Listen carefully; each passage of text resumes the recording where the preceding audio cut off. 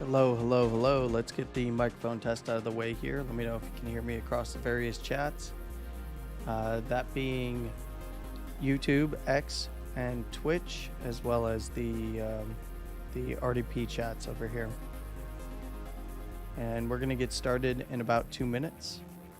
So go ahead and let me know if you can hear me okay. And then we'll get rolling here shortly.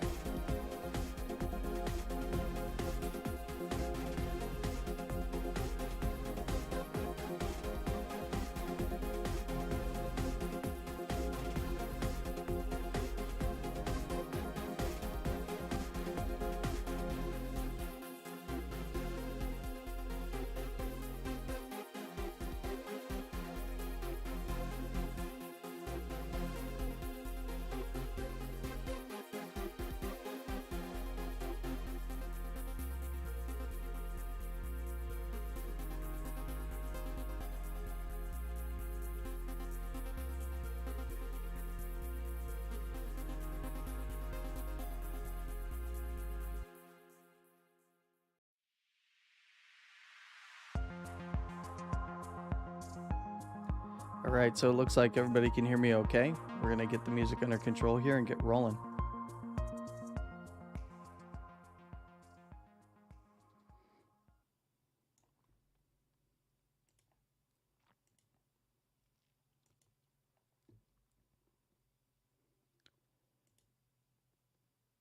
Hello and welcome to Landy's Crypto Corner. Today is January 29th, 2024. And welcome to Macro Mondays, where we take a look even at the long-term timeframes and weave that into our daily analysis. We are actually going to start with the daily and do a little bit of analysis on this bounce after the deviation of the range lows here. We're going to start with the Bitcoin in 60 seconds support and resistance chart that is typically shown on the short section here on YouTube and on x.com under Crypto Landy. We can see that Bitcoin had a nice reaction off of the weekly monthly zone that we had previously talked about quite often when Bitcoin was trading, well, basically where it is now around these weeklies. And nice wick down in to hit the monthly nearly to the dollar.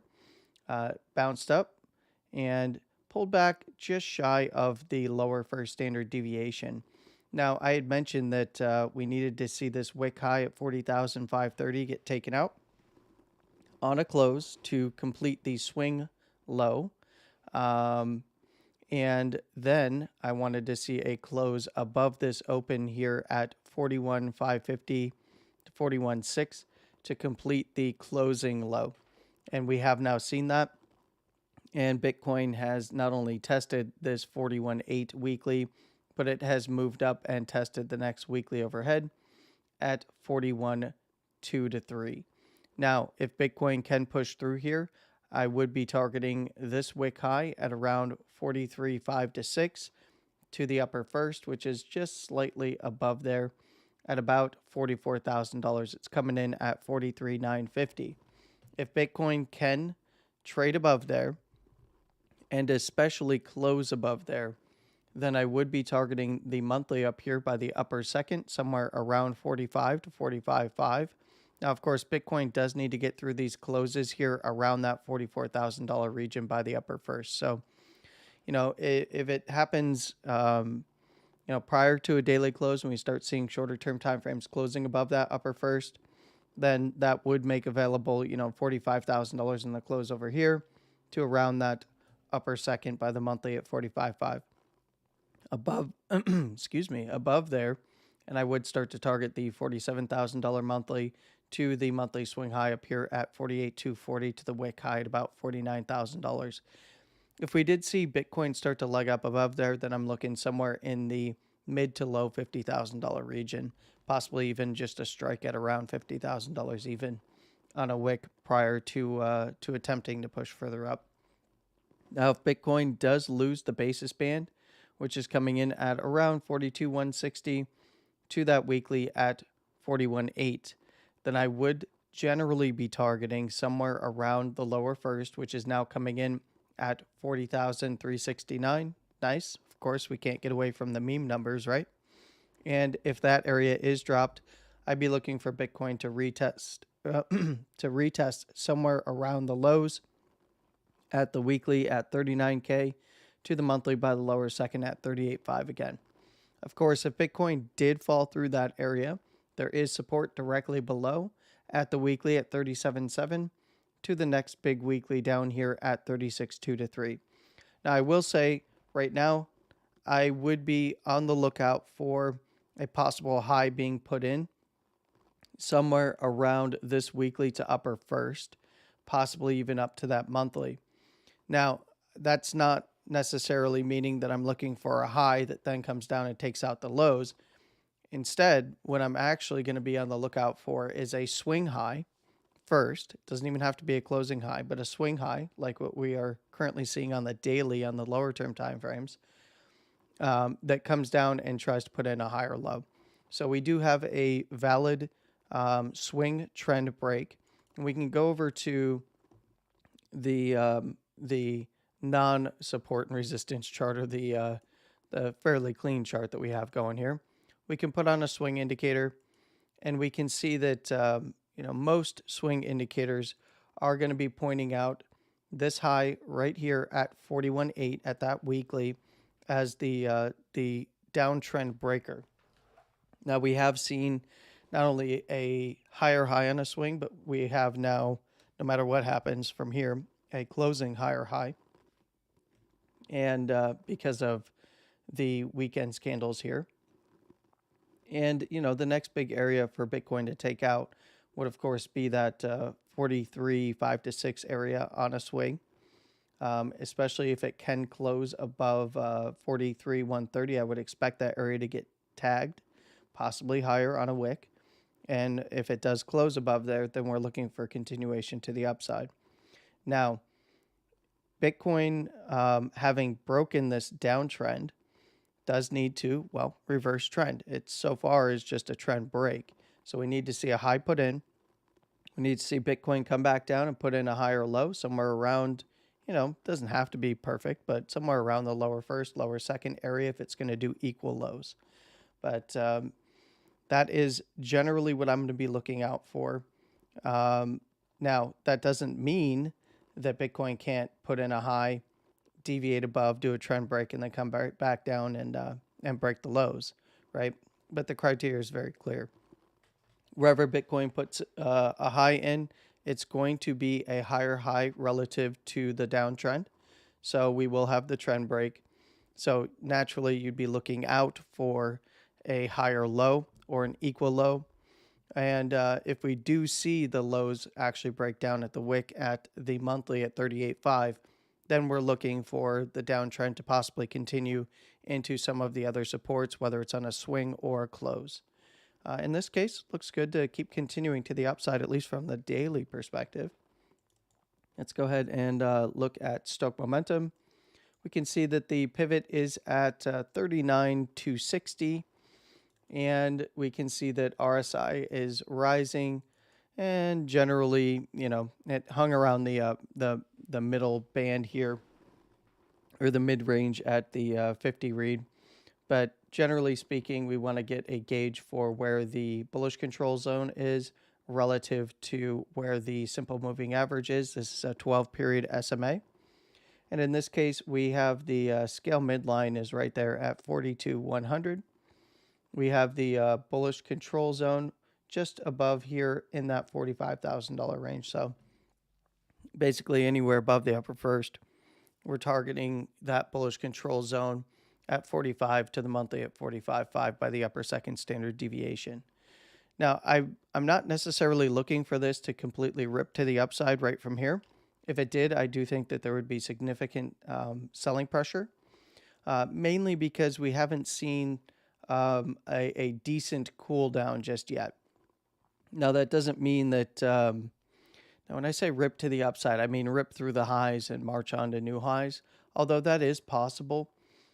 We need to see some compression or some further compression of the Bollinger Bands. And I had mentioned this last week during the live streams, and I believe on the Staring at Charts videos, that I want to see Bitcoin closing between the lower first and the upper first, somewhere around the basis band. You know, it can deviate above the upper first into the upper second zone, or the lower first into the lower second zone. But in general, I want to see it hanging out closer to the basis band, start to get a cool down of BBWP. And when we go over here to the support and resistance chart, I have BBWP kind of pointed out here. We can see that it is headed down. Now, it doesn't need to get completely down to the blue zone down here, which is extreme low volatility of price, but I do want to see it cool down a bit further. Excuse me. And at minimum, you know, start to get a contraction of the Bollinger Bands here so that we can see a setup that could lead to continuation. For instance, as it stands right now, if we saw a close above the upper second, you can see the upper third is below the swing high up here at 49,000. So if we did start to see Bitcoin closing above the upper second, we're probably going to see significant resistance around the highs at $46,000 to $47,000 all the way up to that $49,000 region. That's where generally, if we see this bounce just rip right through the Bollinger Band levels, you know, we would start targeting the highs and maybe a swing higher than the high of this particular range. So we did have a deviation to the upside and a deviation to the downside, and then Bitcoin's right back in the middle of the range here. One of the nicer tools that you can use for gauging this stuff is going to be either an anchored volume profile or a fixed volume profile. And in this case, I'm just going to take the December 4th candle and drag this over, and we can see the Bitcoin is trading right above the point of control here. So the POC is coming in at roughly 42,158. We can, we can kind of note that that is a pretty interesting area as it pertains to some of the lower term timeframes. If we look at something like the 12-hour here, actually the 12-hour is already in the overbought zone here. It can hang out here for a little while, and while I look at this, so that number has updated since I last looked at it. It was at the point of control, but I haven't looked at price. I was busy. So now we can see that the bullish control zone on the 12-hour is right there at 43,400. And, you know, that's roughly around the next swing high that we would like to see at least tested. Doesn't mean it's going to get there, but if it is, that would be right up against the bullish control zone, or the edge of the bullish control zone for RSI here. The scale midline is at 41,693, so basically 41,700, and the bearish control zone is all the way down there at 39,659. Now that's pretty interesting because that 39,259 is the daily pivot, meaning that the 12-hour could technically come all the way back down there, retest the lows. Daily pivot would probably start to turn because it is going to move up in the next close, but you know, I would still be only looking at we would still be just looking at rather a initial cross to the downside if it were to start converging in that area. It's not the first thing I'm looking for. I would expect Bitcoin to kind of hang out in the zone it's currently trading in right now for a little while. We do have BBWP on something like the 4 hour, continuing, or it's actually just now getting re-expansion. Very nice. Now on the 12 hour as it relates to the 4 hour, we're already in the bullish control zone here. There is the potential for bearish divergence if Bitcoin, fails to take out those RSI highs, but we do have a Stoke turn here. 42,400 basically for the momentum pivot. We have the expansion from this short-term compression after deviating the lows and regaining the range lows. Now, after doing so, we got expansion into the range here and then a little bit of compression from weekend price action here. So in this case, there is some areas of interest. We have this consolidation that Bitcoin needs to get past. Of course, that's where that wick high is coming from, at around that 43.5 to 6 area, depending on your exchange. And that is something that we should pay attention to. I just looked over in chat and I saw Spin had a message retracted. I don't know if that was the bot or if that was him. But how you doing, buddy? We got Bobby, No Name, and Roka chatting right now. There's quite a few of you that are hanging out. If you would like to chat, go ahead over to Landy's Crypto Corner on YouTube. That is where I'm watching the chat. I'm only one man. I cannot watch the other chats as it stands right now. There's a bit of a bug in the aggregation software that I'm using. Now, Bitcoin, in this range above the point of control, I would say that if it can keep closing up here with that momentum turn, keep an eye on this value area high somewhere around the 44 to 44.2. So somewhere in the low 44 region, which is basically, if it can break out of this consolidation, I would look for a markup to the next consolidation up there in the 44 to 44.2. Of course, that is where the upper first standard deviation of the Bollinger Bands is. And I would, I would advise just keeping a close eye on it this week. It's early goings, obviously. Let's go ahead and check the weekly. And we can see that we have the basis band moving up into that downside support area, that big weekly zone below the area that was just tested at the weekly monthly at 39 to 38.5. The weekly basis band is right in here in between the 37.7 weekly and 36.2 weekly. That's good. So it's in an area of support. So if Bitcoin did, put in a trend break on the daily and then decide to turn around and take out the lows, well, that's generally the area that I would be looking, somewhere around the basis. And as long as Bitcoin is trading below the upper first standard deviation of the weekly Bollinger Bands here, that does make that basis band available. So in this case, the area that is being tested right now in the low $43,000 area is the upper first on the weekly. We can see that if Bitcoin can take out at minimum last week's wick high, which is coming in at 42,840, then we would generally be looking at this swing low as being, basically in. And if it does then move up and take out the next swing high from the week prior, then I'd be looking at that 43.5 to 6 area. If it can do that, it would regain the upper first. It would set a swing low. It would also set a closing low. And we would then be targeting the highs again, somewhere around that upper second standard deviation at 49 to $50,000 or so, maybe even higher, up to that upper third if we did see the daily really starting to rip to the upside. That's not my first take, but it would be something to watch for if we did see an aggressive move towards the highs again.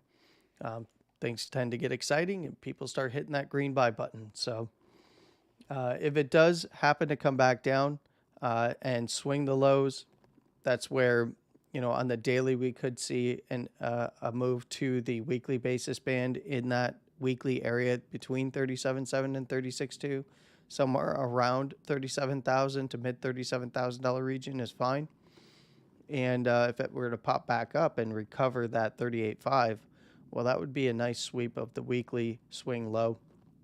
And then I would be looking for the next area to be that upper first again to right where Bitcoin is trading right now. This could very easily turn into another higher low in the weekly. So we have, we have the lower low on a swing. We do have the slightly lower low close down here, followed by a swing lower high to a swing higher low. We then have a higher low close, and then we have a swing higher high. This could become a swing higher low. So that would fit with what is, kind of coming up on Bitcoin's schedule here, coming into the second quarter where we're likely going to see the halving take place. We have a lot of the news surrounding, the ETFs where Grayscale was selling off and everybody's really riding this, sell the news event kind of thing. Well, their outflows are beginning to slow, and that was to be expected as well.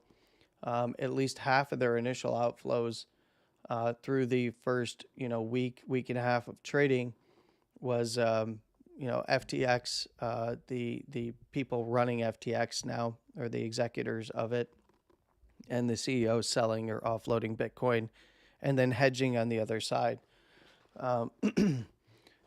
Whether that's to hedge their current holdings or whatever the rest of their holdings are or not, there's been some speculation that they themselves could be the victims of a short squeeze if they're doing that, which could actually propel things to higher highs if that were the case. But it's all going to be painted on our charts either way.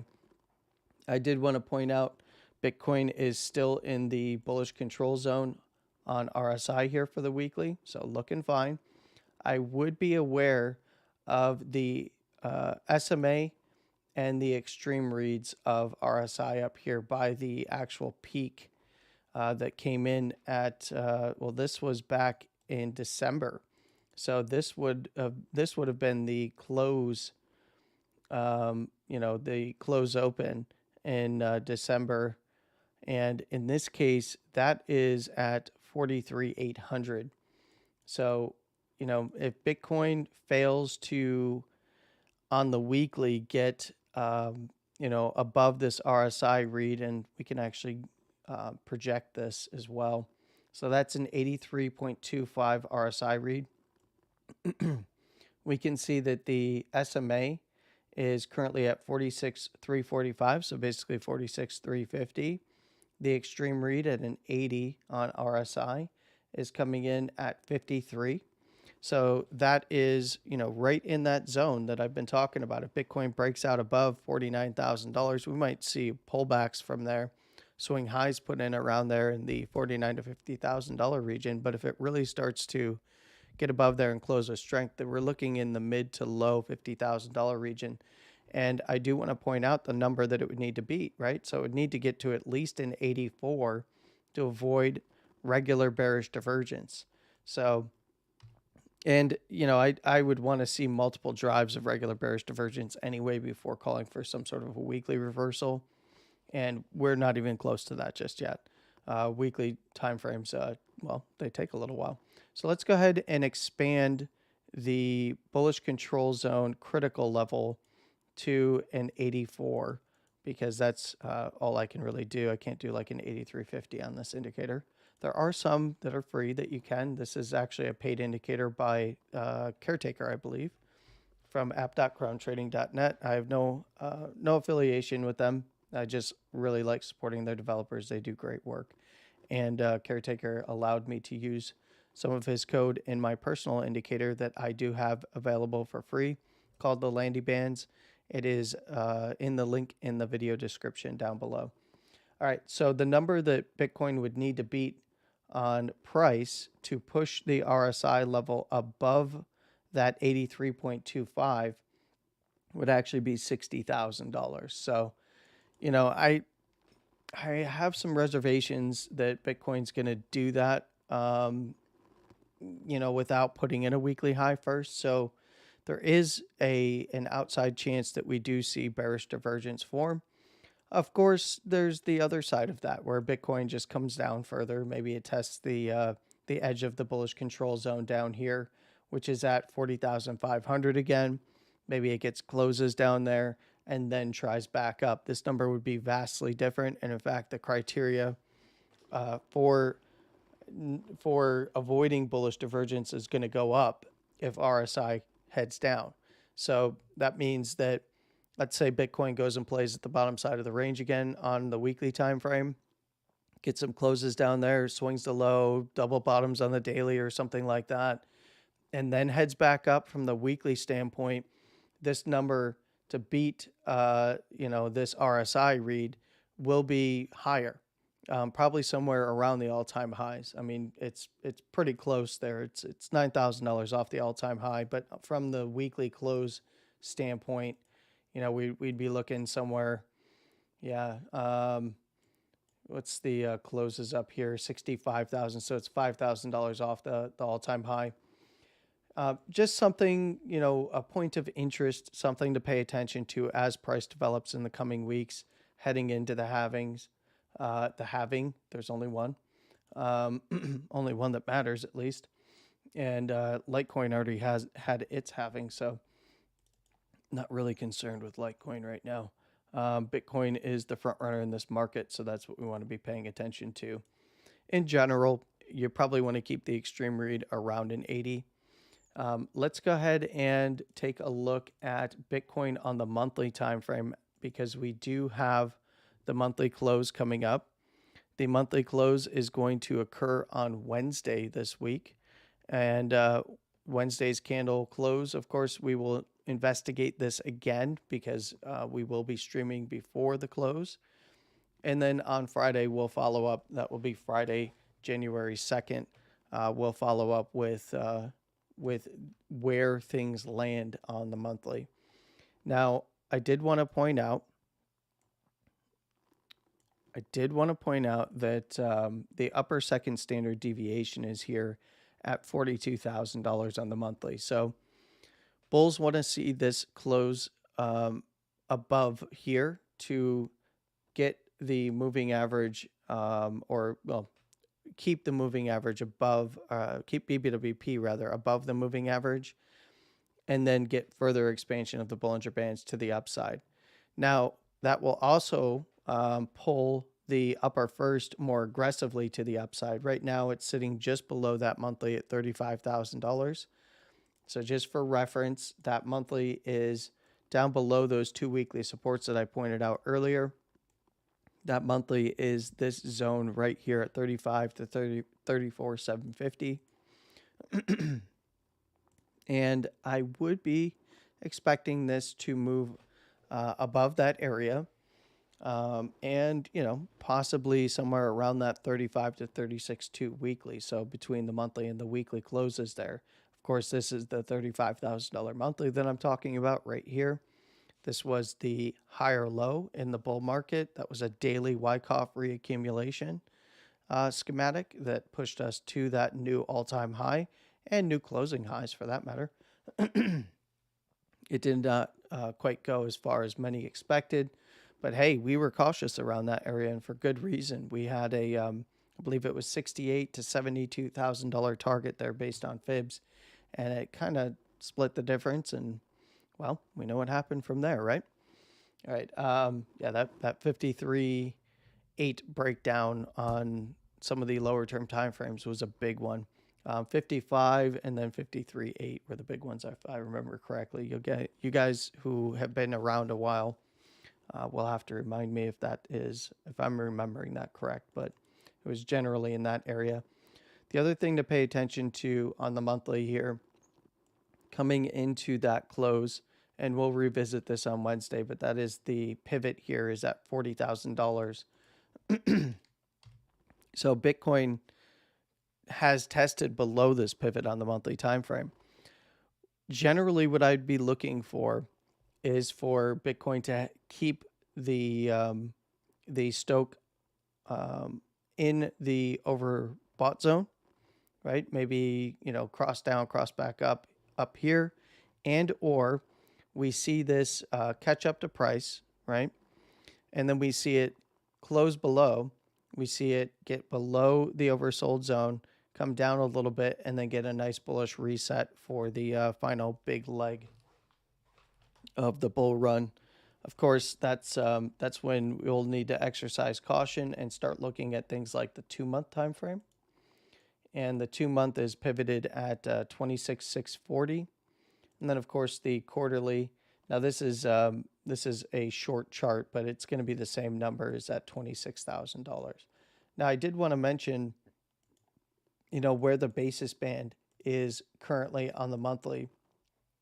It's coming in at $27,000. So this is likely going to get especially if Bitcoin closes like this, it's likely going to get a much more aggressive upside angle, probably somewhere around the $29,000 to $30,000, maybe even above into the $32,000 area, 31.8 wick high, which was the close open over here from the big breakdown of the low structure of the bull market that basically solidified that we were, not only did we confirm the lower high swing and the lower high in a close, but that we were going to see this continue into a major bear market. And yeah, we nailed that bottom down there at between $15,000 and $16,000, coming in at 15.5. So that was something we had talked about extensively at the time. And these are things that might come up again, this year, right? Now, I will tell you that when looking at the index here, this setup is still fully available. So this is something that I've referenced a few times. This was a chart that I shared with Credible Crypto that I talked about with you guys here live on stream. You saw my thought process as we went through the longer term timeframes on the monthly. And that is where Bitcoin gets its first lower high of the bear market on a swing and a close. So we saw that close come in that broke down from the 450 area back in 2014. That was then solidified the bear market lower high, and on the monthly time frame came down, got the major low, followed by another major low, solidifying the first major low as a macro low. Bitcoin came up through, started to get expansion on the Bollinger Bands on the monthly, and swung the bear market lower high. After swinging that, it came down and tapped on the upper first standard deviation, even went through it slightly before proceeding to new all-time highs. And then in 2017, we had the all-time high come in. The first real closing bear market lower high was in 2019. There was swing lower highs and lower lows, but there was no 3, 4, 5 candle, there was no structural closing lower high until we saw this guy here. There is an argument to be made for this area over here in June through to the November of 18 candles.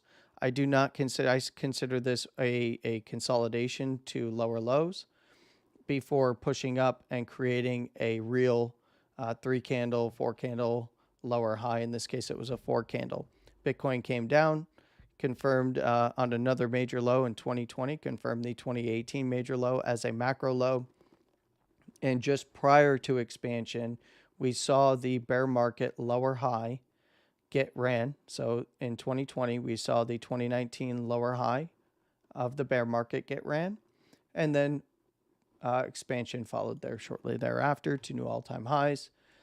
And we're basically, from the Bollinger Band perspective, we are kind of in the more of the look of the 2016 run into 2017, where we had seen expansion already kick off of the Bollinger Bands and of BBWP in this case.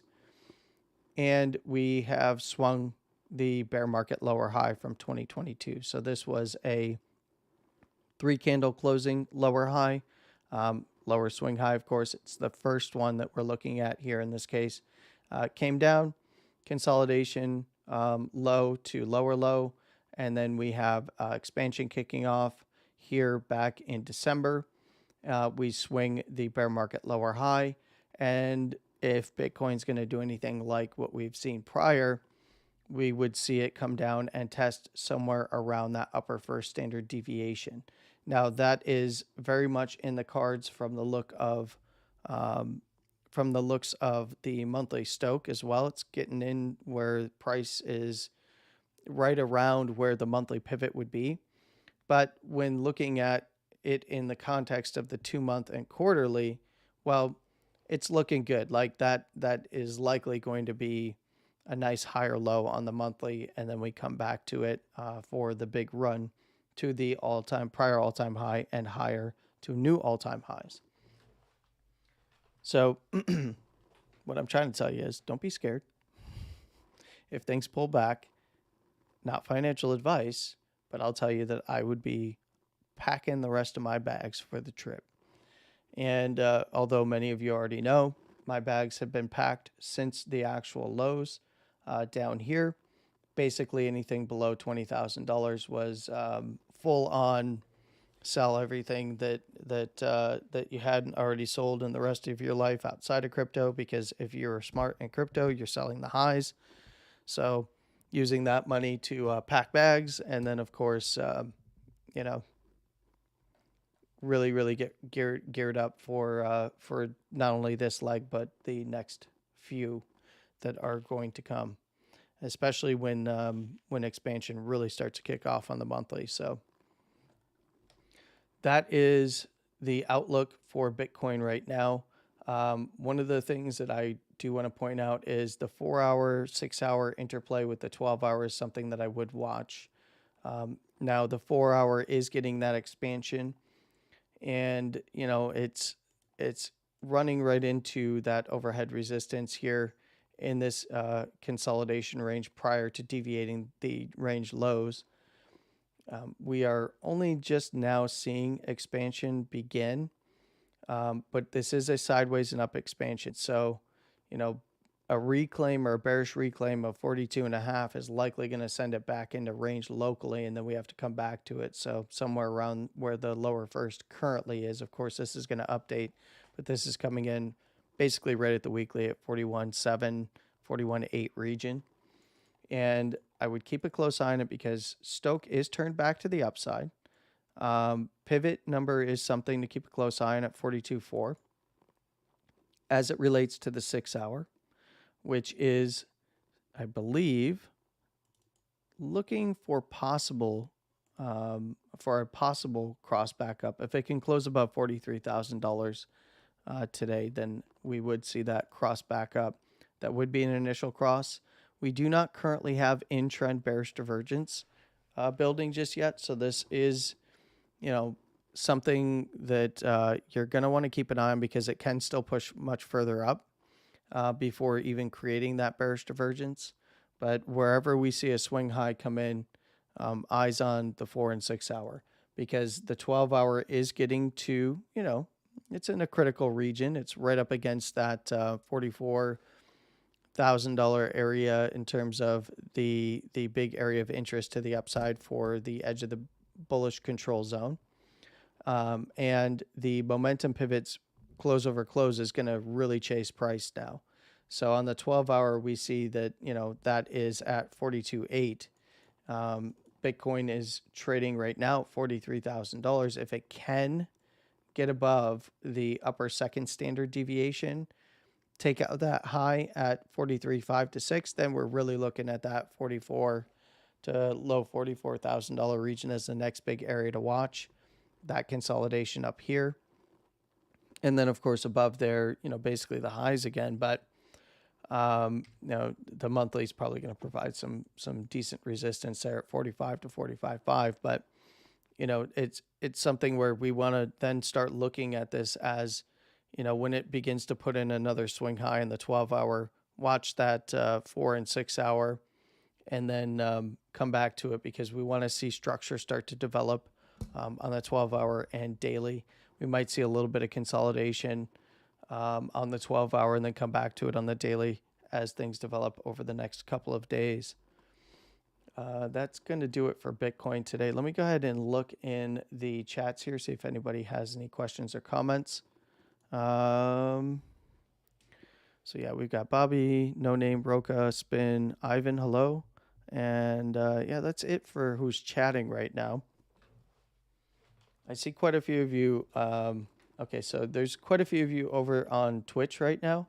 If you want to chat, I can't really. The plugin for Twitch right now is not cooperating. If you want to chat, come on over to Landy's Crypto Corner on YouTube.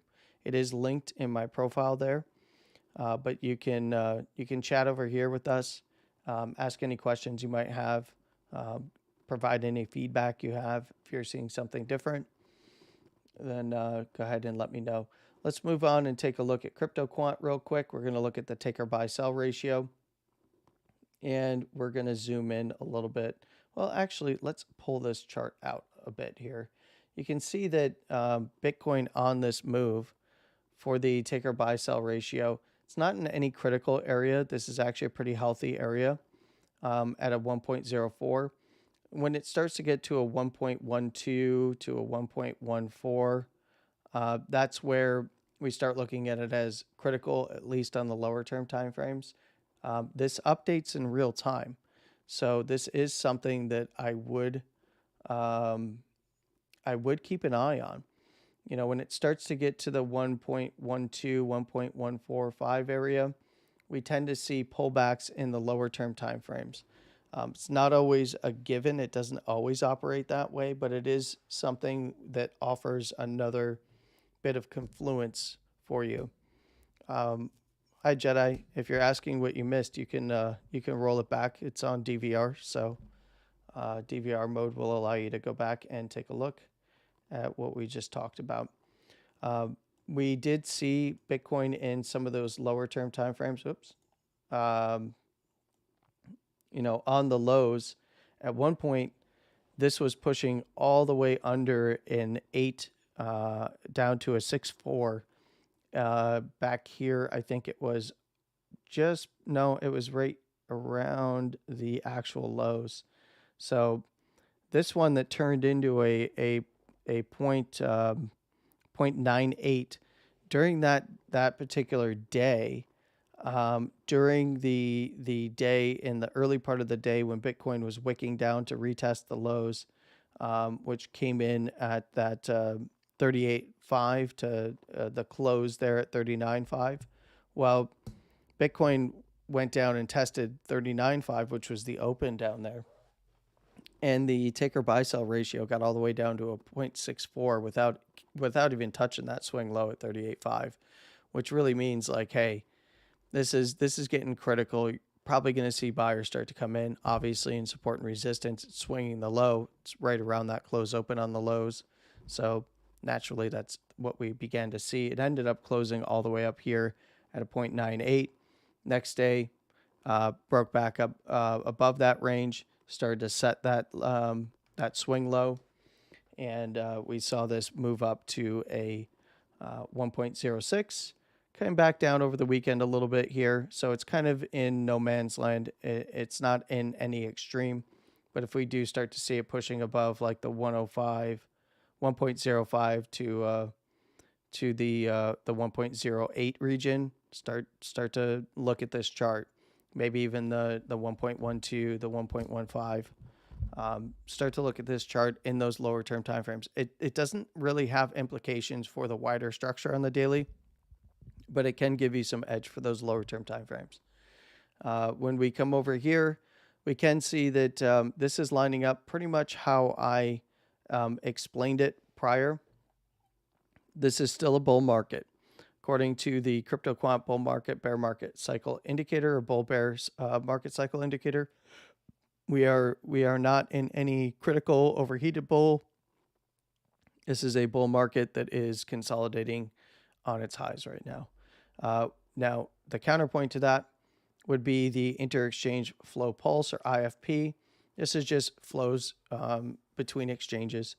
And this, I actually was reading a bit more about this from the developers of this indicator. And one of the reasons why we might be seeing this react a little bit differently than what we've seen in the past, where this is calling for a bear signal, but it's likely more just a bear consolidation, is because of the outflows from Grayscale and the inflows to the other ETFs. And as those coins are flowing, it's really it's creating a lot of on-chain movement. And in this case, this is likely to be a false signal, which is something that I pointed out at the time. And we're probably going to see more of this as ETFs grow anyway, where it could be on the other side a bullish signal that's maybe not exactly on point. So something to note there. Did we get an update on the crystal ball bands? Let's see. We got, yes. So day after day, you're going to see this particular indicator update. And the cool thing about this indicator is that, on the highs and even in some cases on the lows, like back here, this 2021 into 2022 low structure, we do see deviations, and this is log scale, so they're fairly significant deviations. It was looking like the bottom band was coming in around 17.2, which was a valid area. I mean, Bitcoin consolidated in there before diving down to that 15.5 on spot. But the top side typically gets deviated by a couple $1,000 in this case. We saw the bands coming in at 56 around the 65 top. And it was coming in technically on the second high there at 69,000. It was coming in at like 68, 69. It didn't update till 69 till after, but it was within a couple days actually. We can see that the cycle bottom has moved up to 23 now, and the cycle top is moved up to 89. And day after day, these bands will continue to move up. So something that is worth paying attention to as Bitcoin price action develops day after day, week after week. Of course, that topside band is beginning its curl to the upside. So this is not Bollinger Bands. This is different, but it is highly, highly accurate. So let's go ahead and check on open interest here. And we can see that open interest on the hourly, nice in range, higher low, bullish divergence here for open interest. And that happened right around that weekly at 41.8. And that's what you want to see. Right now, it's currently trading for open interest. If we were to pick out relative price, open interest is trading right around where it should be, in the upper 42s to lower 43s. So in order to see Bitcoin really start to test up further, we would want to see open interest leg up with it. In general, when you're looking at open interest, when open interest is moving up, price generally moves up. It's when it starts to create deviations in open interest. If we look at the daily, we can see that we can see kind of how this worked on the tops here. So, we had the $65,000 and $69,000 tops up here, and then we had open interest, somewhere around the 20 billion on the first high, and then somewhere around 17.5 billion on the second. And, the reverse here on the lows. Open interest kept moving up as Bitcoin was making higher lows and equal lows.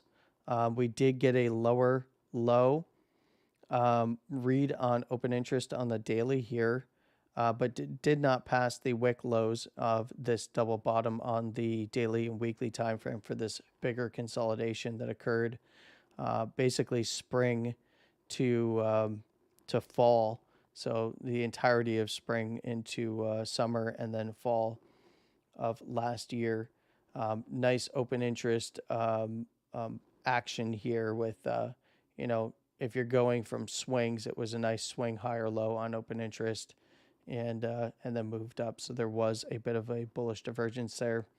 We also see that at this point on the daily, we saw Bitcoin basically come back down and test on this deviation low down to the monthly at 38.5. We saw the open interest read get to around 10 billion, which is roughly where it was on the move up, somewhere around that 37.7 on the high side, which was currently where open interest is now, to the low side here at $35,000. So what we saw is a lot of open interest come off to where it was at the price levels on the lows at around $35,000 while maintaining the support structure at 38.5. So that is encouraging for the bulls, and that of course is driven by the spot side of things. So the markup is real on the spot side, and I would expect this to continue at minimum until we see the all-time high get tested and then new all-time highs from there. All right, I think that's going to do it today for the Bitcoin analysis. Let me know if you guys have any questions or comments. And we're going to go over and check on Dixie real quick. All right, so follow up with Dixie, still playing in the upper first, upper second zone on the daily here. And that is what we expected. We've seen the high get swung today at around 103.82. So that was one of the targets up to that upper second standard deviation, which is coming in at 103.93. Above there, we're looking at 104 to 104.25, basically this resistance right here. If we do see that area recovered, mark that up to about 104.50 to 55.60 area at this swing and closing high.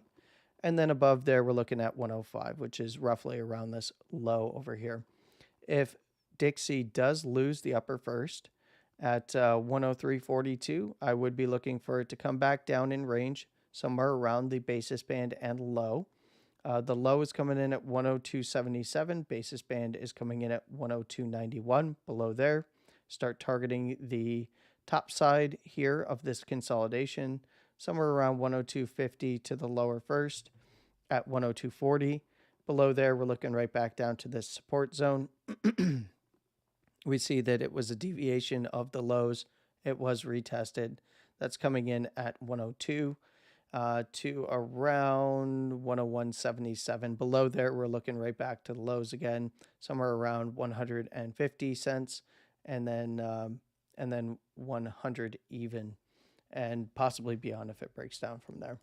Now the daily is right in the top side of the oversold zone here. 103.50 is the pivot. We do not have any in-trend bearish divergence just yet. It is testing the edge of the bearish control zone here. And yeah, that's going to be, bearish control zone, bullish control zone. It's 103.66. So we did already see that area tested today. And it is above the moving average. So I would expect it to hang out in this area, and then we await resolution and revisit this on Wednesday. If we were to hop over to gold, let's see what gold's doing. Somebody just said, can I take a look at oil? Yeah, sure, I could take a look at oil. Okay, so it's holding the 2016 weekly level by the daily lower first. If it can, it's put in a higher, a swing consolidation. It's put in higher swing lows relative to the most recent swing low. If it can close above the, let's see, that high's coming in at 2025.22. If it can close above there, it will solidify this swing low that's being painted by the swing indicator right now as an area to potentially look for a higher low on the daily. And that would come on any closes above this open from the 24th. And that is at 2028.90. So basically $2,029. It is not trading there just yet, but it did test that area. If it can close above the basis basically and then get above 2035, I would be targeting 2040 to 2045 by the upper first. Above there, I'm looking around this last swing high by the upper second, somewhere around 2055 to 2060. And then above there, the upper third.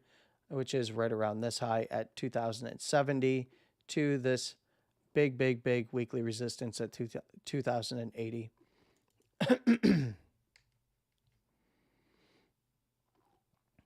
All right, so that is gold on the main chart here. It is above its momentum pivot at 2021 right now. That's good. We do see that its potential for another drive of bullish divergence is there. It is above the SMA and headed towards the scale midline of RSI here at 2030. That's the area, of course, that it needs to get above to close a higher low on the daily and start targeting further up.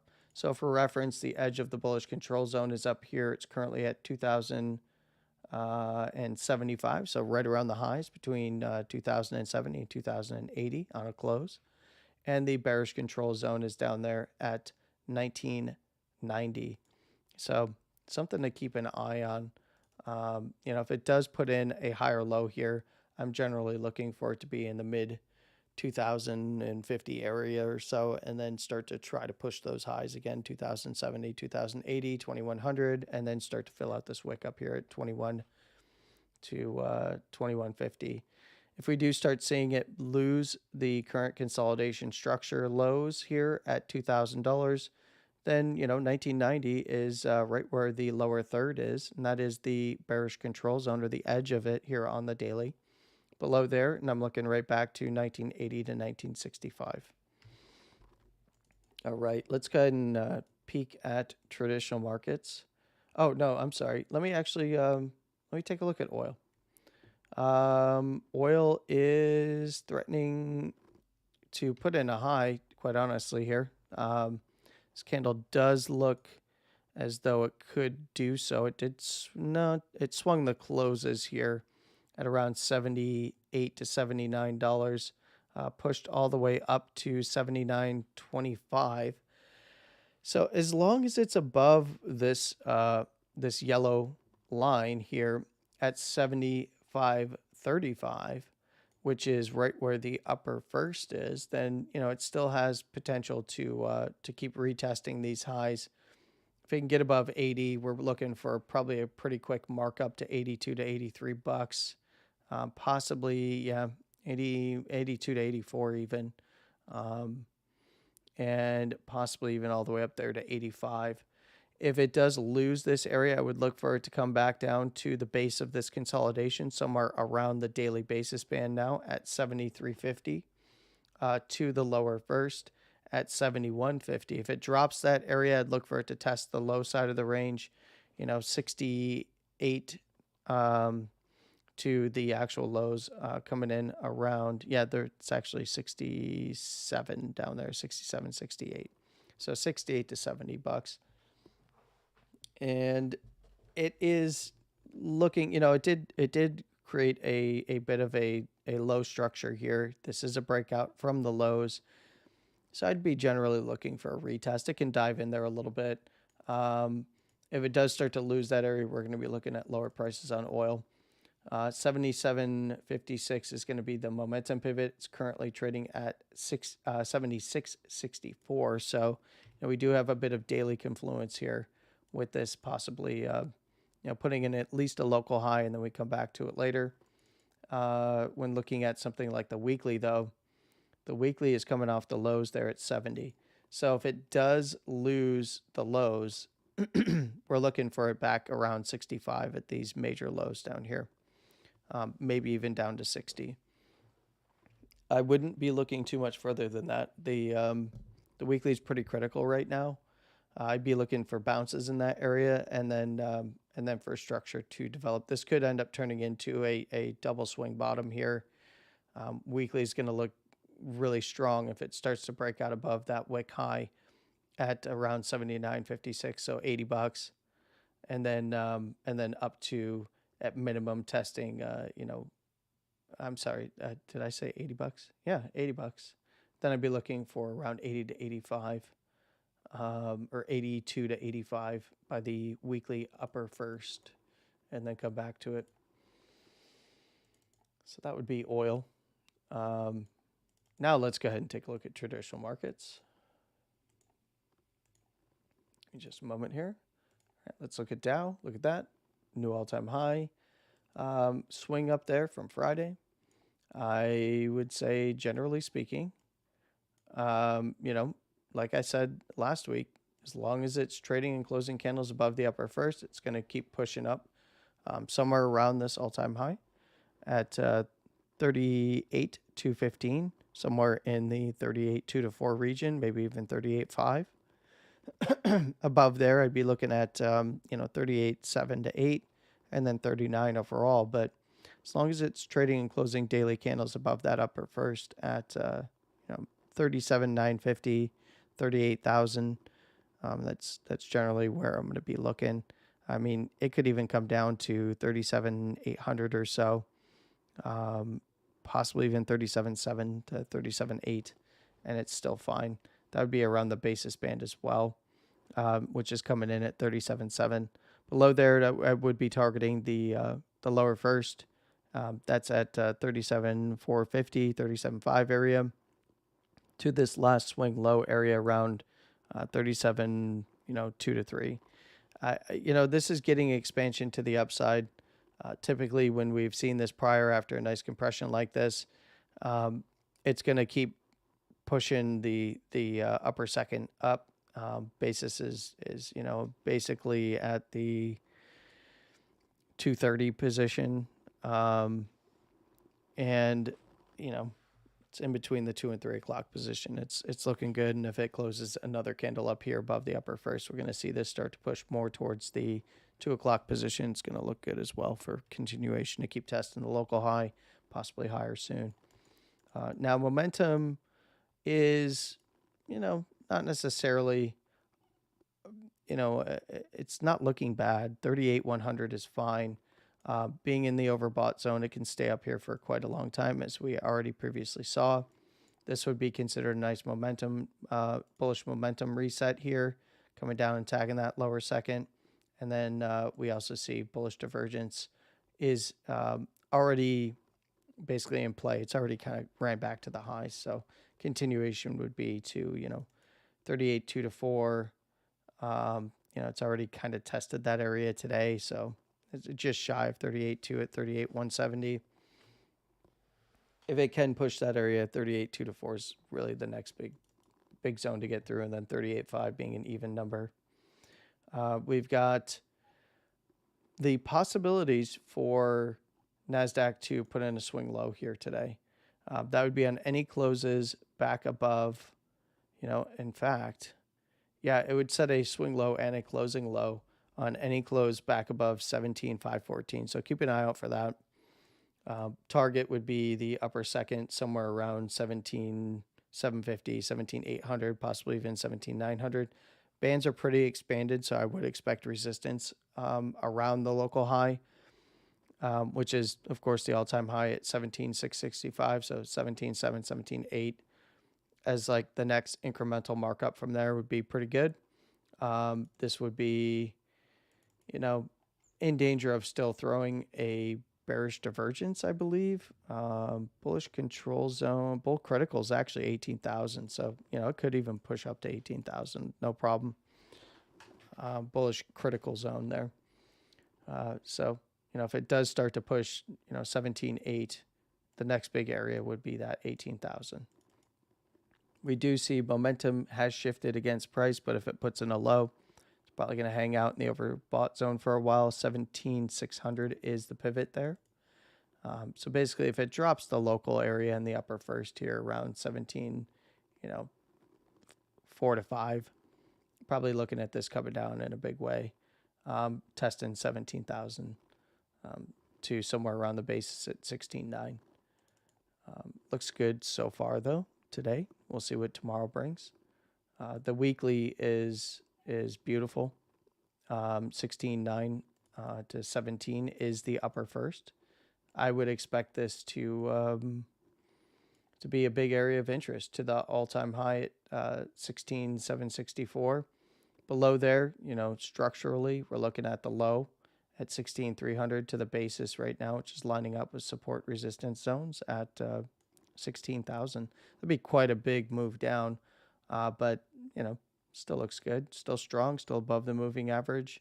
It's not actually as critical as it typically is, so you know, this thing could run. You know, I'd be careful if I'm in a put right now, or you know, not in some sort of a bracket position where I'm letting one side go. And in fact, there hasn't been too much offered up here, you know, since this consolidation back here in early January for bracket positions on options. That being, you know, a butterfly position or an iron butterfly or something like that. Let's see. Let's go to SPY, pushing that 490.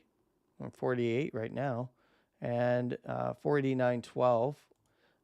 We're right in that zone, 489 or 48 to 490. Above there, we're looking to, you know, that's where the upper second's coming in, around 490 to 491.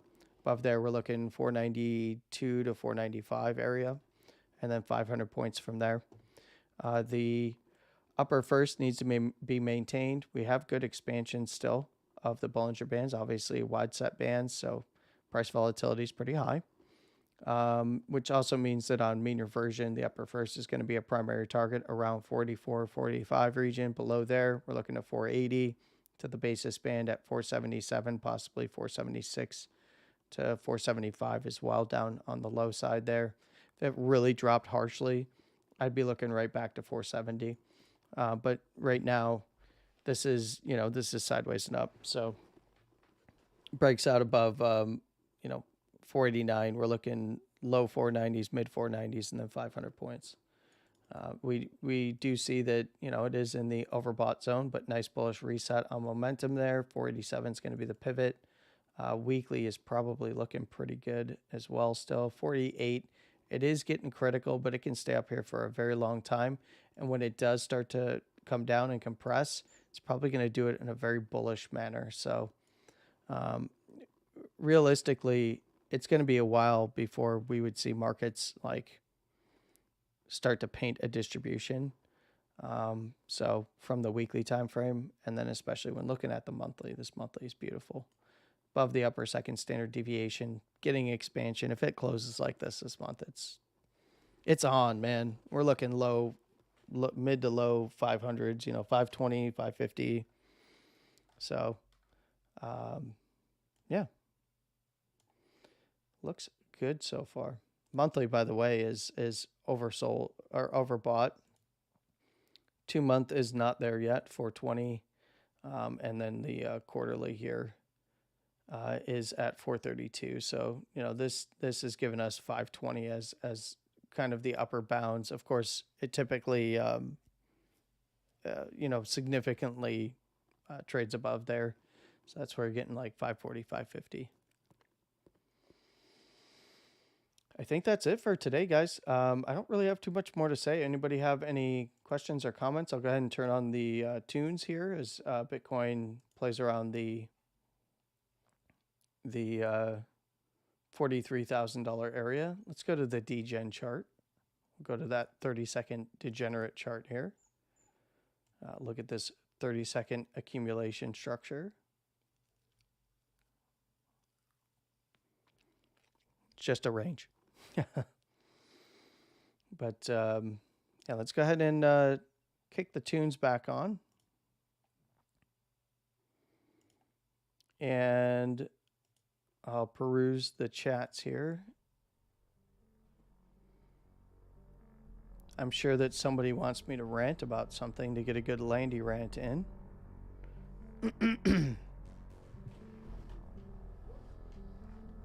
Let's see. Jedi says, quick note about replaying, which is fine. Fonts are bad. That's because you're watching it live. So the quality isn't really going to be... it's not going to be full quality if you're not watching it. You know, if you're DVRing it, it's still encoding. Once the stream's over, though, the encoding should be better.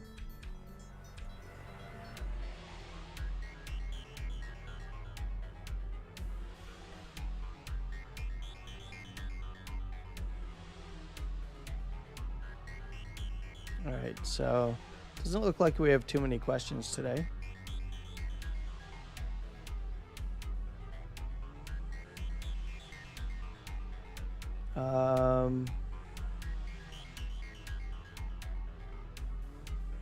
So that's a pretty good question. Got a question from outside the public chats here, and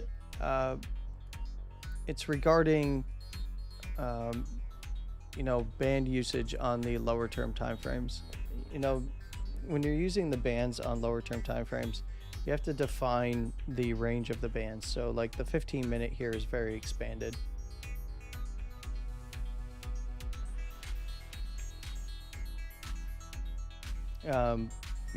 When we saw, the expansion down here to the weekly there, you have to make sure that you're defining that stuff. So if you have a support and resistance chart on, you can see once it expanded up and accumulated around the weekly, it expanded up a little bit further, came back down. This is all in the context of the 4 hour, right? So know where your bands are on the 4 hour. And yes, it hasn't happened yet, but we will have the integration of the multi-time frame bands pretty soon here. So this would be the daily bands. And then we can, of course, like put this on the hourly, for instance. And you can see the 15-minute relative to the hourly. So the basis band on the hourly is down there, basically 42,350. The lower first is at the lower second, which is all within range still at 42,000, right? So lower first on the hourly is lined up with the lower second on the 15-minute. Generally, if the lower second is going to be tagged when the bands are expanded like this, like price just shoots down or through to the lower third, which is the lower second on the hourly rather, at 41.5, then we're looking at it likely being picked up, because the lower second is going to be either a reversal or continuation zone. So closes below it would give us the target of somewhere around the lower third and lower, but that would be in between the zones of the lower first and lower second on the hourly in this case. And then if we were to update this to the 4 hour, we can see that the 4 hours lower second is down there, 41,350. So, if we go over here, there's a nice wick into that area prior to coming up and trying to regain this weekly zone at 41.8 to 43.2. So lower first is in between the lower second and lower third, and that is right into the lows of this consolidation before the move up. So if price were to just nuke through the bands, that's the first big areas that I'd be looking for is, the 15-minute relative to these other timeframes. And these other timeframes are getting expansion too, so they are going to move up. We see that we're getting re-expansion of the bands right now. So we're going to see the upper bands move up, lower bands move down. Lower bands, if we continue to see expansion, probably going to end up somewhere in the mid $40,000 region around the accumulation at the lows. This is pretty typical. You want to see this.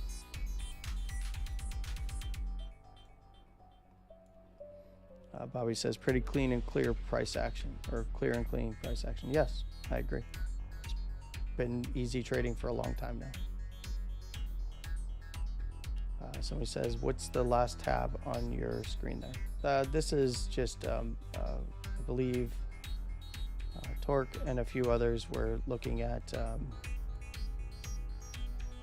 CVD versus spot, and the deviations between them.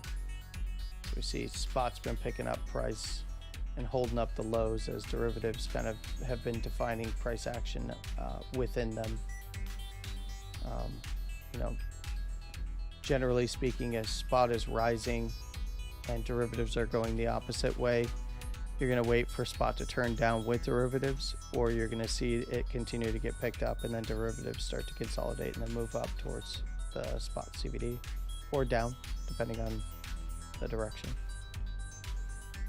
Spot is, selling in, sold into this range a little bit, while derivatives kind of defined the 15-minute price action within it, which is very, very typical. This is what you want to see. Derivatives are generally going to define the lower term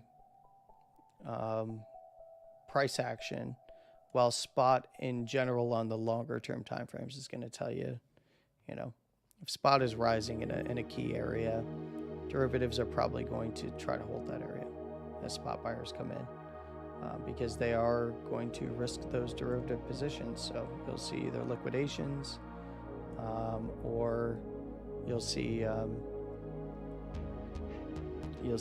consolidations, and then weave that into your analysis, your traditional analysis, to get a good feel for direction from there. Yeah, the weekly's been tested. The weekly, once this weekly zone was recovered, initially closed in it after the move off the lows, so the consolidation at the lows, expansion up into the weekly here, kind of lost it, regained it, and then held it. Did swing it, to be fair, but it swung it in the context of its 4-hour range, and then just hit the top side of that weekly there. You're going to see this all the time with longer term time frame support and resistance levels, specifically the monthlies, weeklies, and some key dailies, obviously. Especially when looking at lower term time frame price action. Yeah, no, we were calling for 38.5. Yeah. Is it still amazing to you? Yeah, it never ceases to amaze me either. I mean, like when we were calling for the 34.750 lows, I mean, you can't get much more perfect than that on even a 15-minute. Let's go ahead and mark it, because I'm going to lose it when I switch to the 15-minute chart. But this candle right here, and then of course, most recently, this candle right here. So this should give us the 15-minute candle structure that's in that area or in that zone. So yeah, look, 15-minute candle comes right in, taps on the monthly.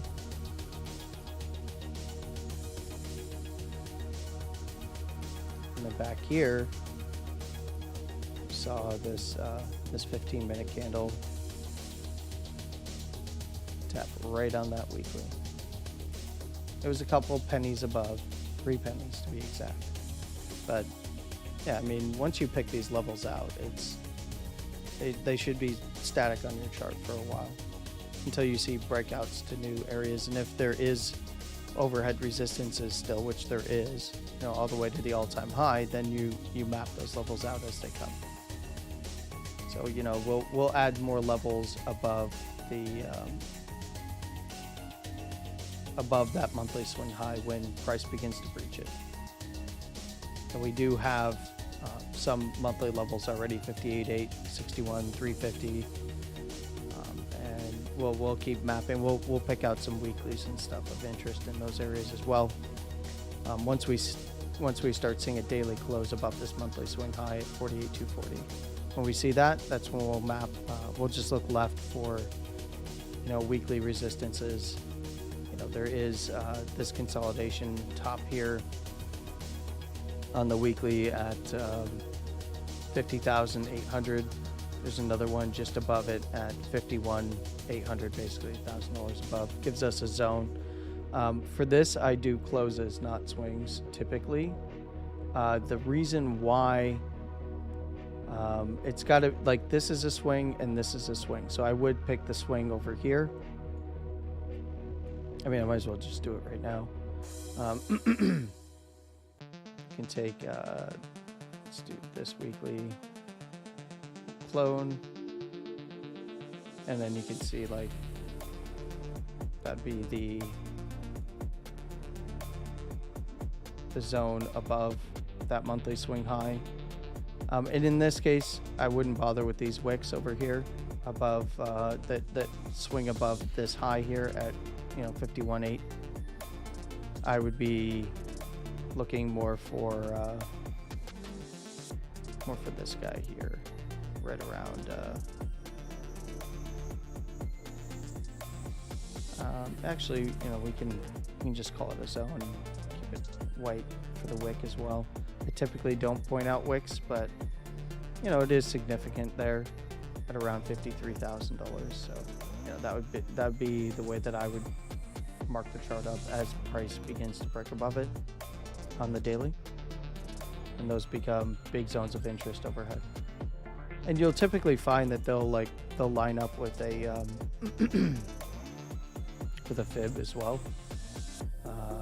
So yeah, right in that big weekly zone there, you got 51.8 to 53. There's the 1272 extension to around 52.5. Not much until we get to the monthlies, the 786, 1888 by the all-time high monthly areas. We've got the 2414 all the way up there at the actual all-time high, stuff like that. For this particular move. So the question is, how would I fib this particular move off the low? There's a few different ways. Let's go to a clean chart. No, it's a good question. It's a good question. So for this particular move, I would, it doesn't really matter which way you pull the fib, but if the zero breaks, you're looking for continuation to the downside here. But the 50% is here at this swing high at around that 43, 5 to 6 area that needs to be gotten above, and then we're looking to 618 up there is in between the upper first and upper second, coming in at roughly. It's right around this prior high area, 44.8, 44,750 or 45K. 888's coming in there, right around the actual highs. If we see a breakdown back below the basis in 382 here at 44,250, then we're looking somewhere around 41.2. Below there, 40,000, 40,300 by the lower first, and then the actual lows by the zero read at the lower second. But you could see 52 to 53, almost 55 up here, 54,300, so $700 below that mid $50,000 region. So mid to low 50,000 for the extensions here. 58 for the 1618. You can also do the local move off the lows if you like, if you want some lower term time frame areas of interest. Let's go ahead and get rid of this. Let's clean this chart up a little bit here. And then you take it down to a 4 hour, and you can see off the low here to the current swing high. We're looking at the 618 coming in at 41.5 by the lower second there. 50% needs to hold for this particular move, in my opinion, down to that 382 before it becoming a viable area down here at the actual lows. But that's coming in at 40,850 to around 40,300 at the 382. Extensions for this also line up really well.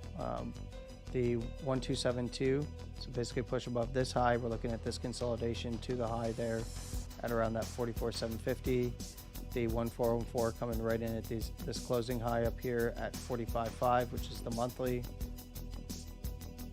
And then we do have some relevant levels. You see that this area was attempted to be held at the 188 at 46.6, 47.5 where the wicks are coming in, and then the move straight through the 188 1 and 2 spot there. But this move is ongoing, so it's really about wherever this swing top comes in. You could take the actual prior swing high if you really want to get into it, and you can see how the 1272 lines right up with this consolidation.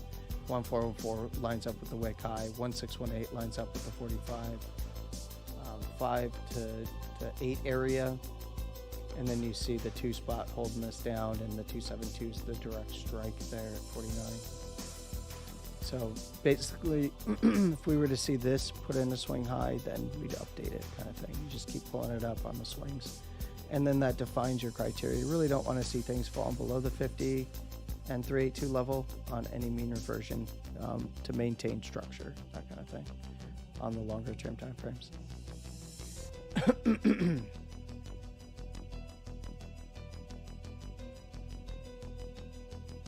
This whole structure? Yeah. I mean, we could do that.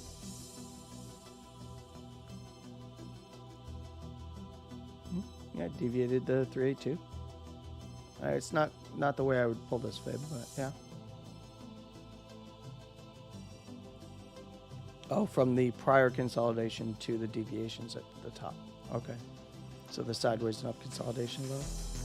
Yeah, it's it would be above the 618. I mean, if you were to pull this to a weekly, it's not really in a relevant area though. So I really would want it to be lining up on the weekly. So that's where you're looking at this prior low or the higher low. And the higher low is probably more relevant for this move. And it is where we see the wick coming in at the 618. Yeah, so if you were to pull this same fib and line it up with support and resistance on the weekly is the next question that I got.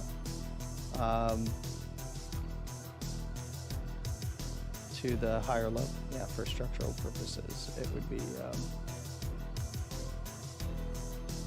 618 right in between the weeklies there. The 50% is right there at the 36,200 to 300 area. And if we were to look at the 1272 comes in at that monthly at 58. It's $800 below it, but relatively speaking, looks good. This was a prior fib target, by the way, around that 72,000 from that prior move in the prior bull market in 2021. But yeah, I mean, it's not really relevant to trading right now, unless you want to pull complete structures like the monthly or something like that for really gauging. Only if the monthly puts in a high. So right now, if you're going to use the monthly, you would use the the closing high here. So you'd use this structure. And you can see that we spiked up into the 1618 there. Yeah. This would be the structure because we haven't completed a swing. There's no closing swing high yet on the monthly, and there's no closing high yet. So that would be the closing high to the low in this case. Yeah, spike down to the 1272, doji up to that 1618 zone. It's nearly at $50,000. It's at 49,816. Bitcoin hit like 49,1. Mm-hmm.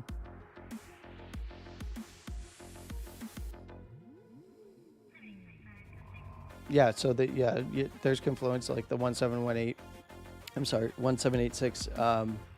From that actual swing and closing high to the actual low down there, the macro low. Yeah, it's like mid $50,000 region. It's 56,250. Mm-hmm. The 1888 kind of cutting across the highs at the all-time high to the 2 spot there at between 60 and 65.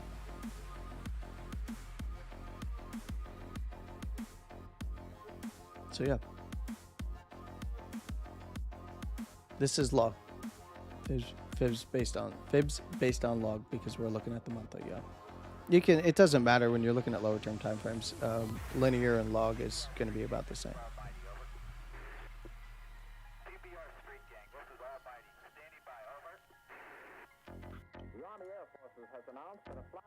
Mm-hmm. Yeah. Cool.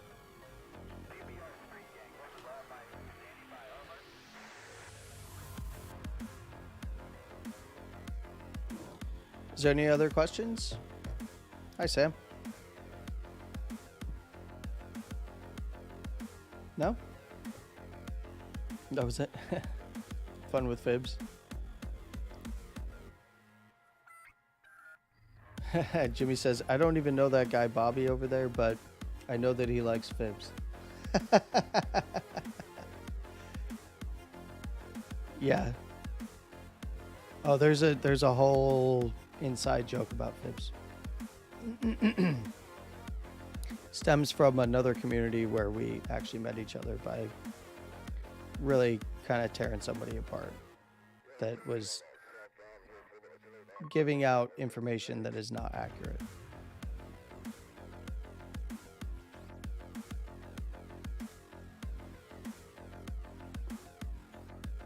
Yes, Jimmy, you know exactly what I'm talking about.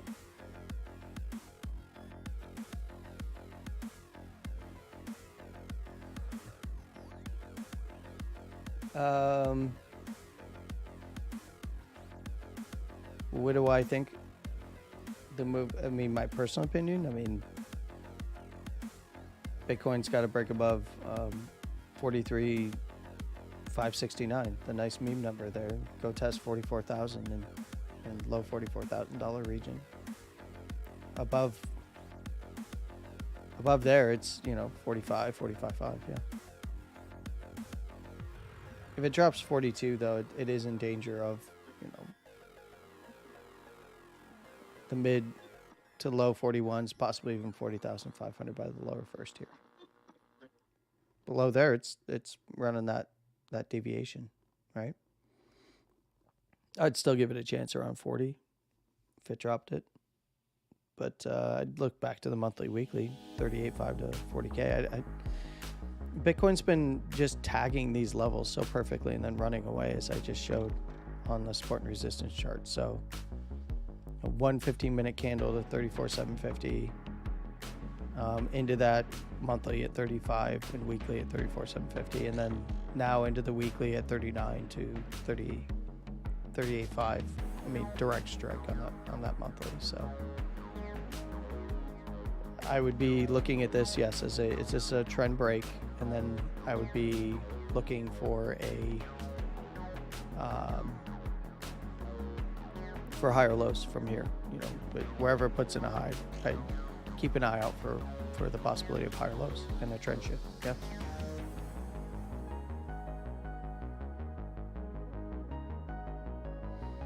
Yeah, something you guys got to remember is, things can, for a regular stoke specifically, a regular stoke is measuring price over price, close over close price action rather. And it can stay overbought, oversold for a very long time. So if it's in the overbought, it can reset in the overbought area, come down, get bullish resets down to the 50 and 60 read, like what we saw on the daily for stocks.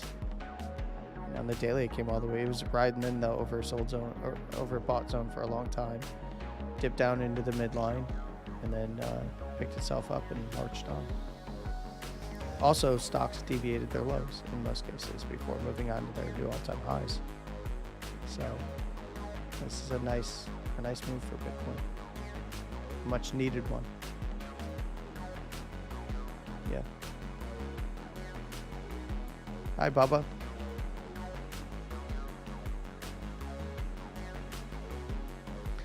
I think that's going to do it for today. For those of you that are joining here late, I do see quite a few coming on. You can DVR the stream, or you can wait until the stream ends and then replay it. It'll be a little bit higher quality. If you do DVR it, you often have to change the resolution.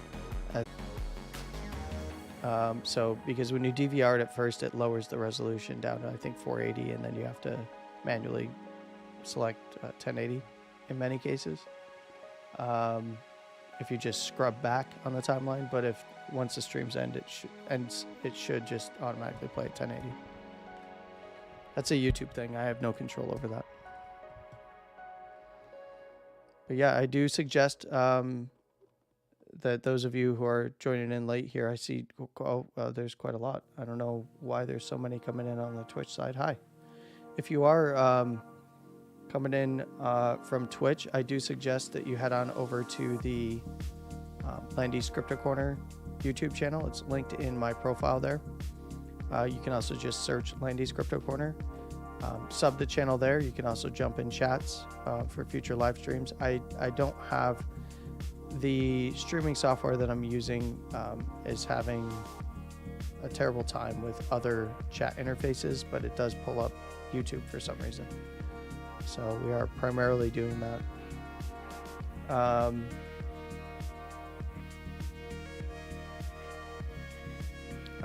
Yeah, just one today, buddy. I'll look at UMA for you, but that's it.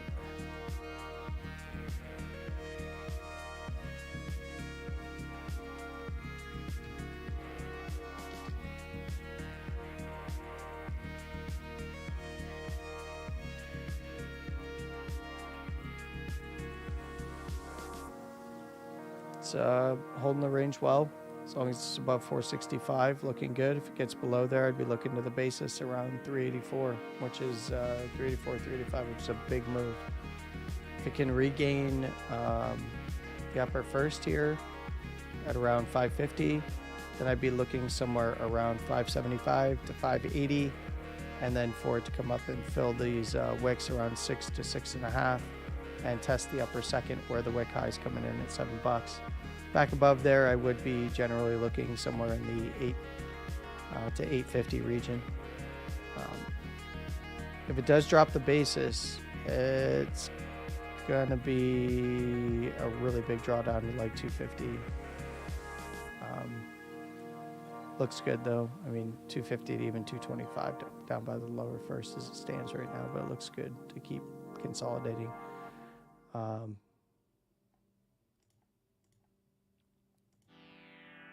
Yeah. Yeah, it looks good. Is it overheated? Absolutely. We're not seeing any defined in-trend bearish divergence just yet, so this has got legs still in the bullish control zone. Locally, it could get a nice bullish reset back above the area I just talked about at the upper first at 550 for momentum. And then come back to weekly above 586 looks good. Weekly RSI still looks good. So big range because of the violent move to the upside. So just keep an eye on it. You want to see it closing above, at minimum like 455. Below there, its basis is well in play in the upper $3 region. 350 to 385. If it was to close above 385, then still good. It could swing down below, but you don't want to see it swing too far down below because otherwise it's going to come back to this sideways and up consolidation in the 250 region. So far it looks good. Trading at 512. If it hangs out here and it can pick up, 550 or so, it's going to look good.